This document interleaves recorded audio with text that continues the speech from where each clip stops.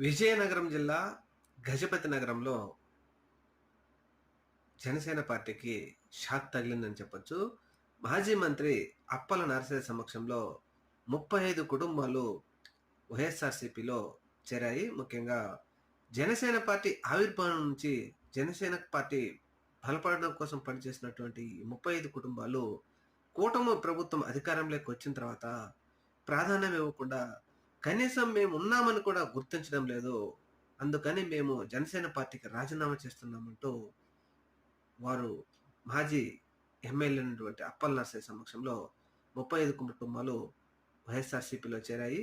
మరి జనసేన పార్టీకి ఇటువంటి షాక్‌లు ఆంధ్రప్రదేశ్ రాష్ట్రంలో ఇంకెన్ని తగులుతాయి?